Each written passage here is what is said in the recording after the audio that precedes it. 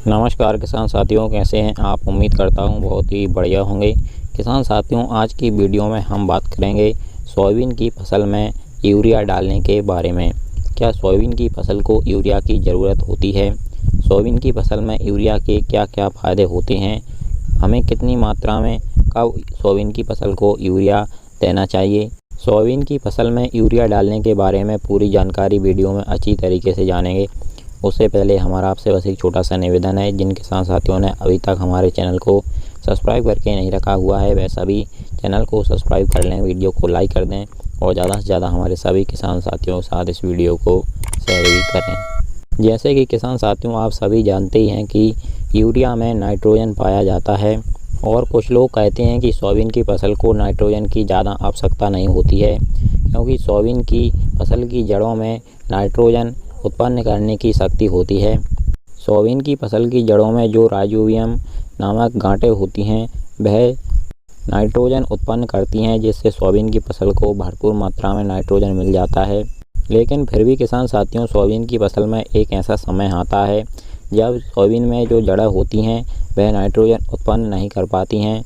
उस समय पर सोयाबीन की फसल को बहुत ही ज़्यादा आवश्यकता होती है नाइट्रोजन यानी यूरिया की।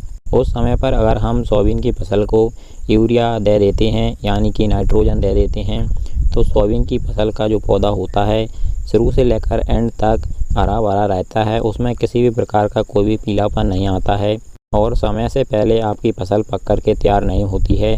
दाना जो होता है वह समय से पहले ना पकने के कारण बहुत ही अच्छा उसका प्रोडक्शन बनता है, जिससे आपकी सोयाबीन की फसल के उत्पादन पर बहुत ही ज़्यादा फर्क पड़ता है।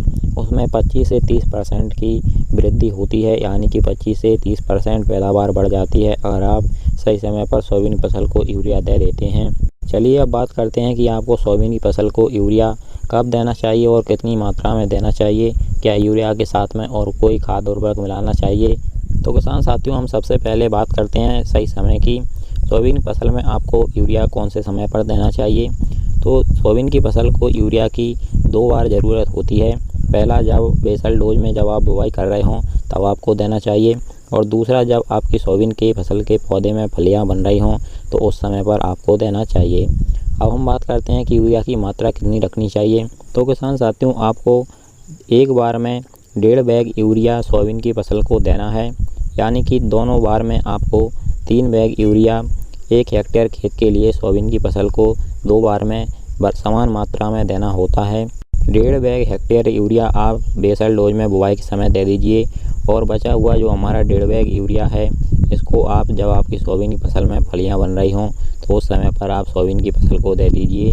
और किसान साथियों, ध्यान दीजिएगा, आपको यूरिया अकेला ही नहीं देना है, इसके साथ में आपको सल्फर भी मिक्स करना है। जैसे कि सोयाबीन की फसल को सल्फर की बहुत ही ज़्यादा आवश्यकता होती है और बरसात के दिनों में यूरिया अकेला सोयाबीन की फसल में कोई कार्य नहीं कर पाएगा, उसको सही से नाइट्रोजन नहीं दे पाएगा। इसलिए आपको यूरिया प्लस सल्फर को मिला करके ही सोयाबीन की फसल को देना है। इससे आपको बहुत ही ज़्यादा चौंका देने वाले रिजल्ट मिलेंगे। किसान साथियों, अगर अब भी आप यह सोच रहे हैं कि सोयाबीन की फसल को यूरिया की ज़रूरत नहीं होती है, तो आप हमारे कहने पर थोड़े से हिस्से में यूरिया प्लस सल्फर को 2 बार जो हमने बताया है उस तरीके से दे करके देखिएगा, आपको रिजल्ट अपने आप पता चल जाएगा। किसान साथियों, इसी प्रकार से हम आपको आपकी सभी फसलों से जुड़ी सही और समय पर जानकारी आगे भी देते रहेंगे। इसके लिए आप हमारे चैनल को सब्सक्राइब करना बिल्कुल मत भूलिएगा। चलिए फिर मिलते हैं इसी प्रकार की एक और नई जानकारी के साथ अगली वीडियो में। नमस्कार, धन्यवाद।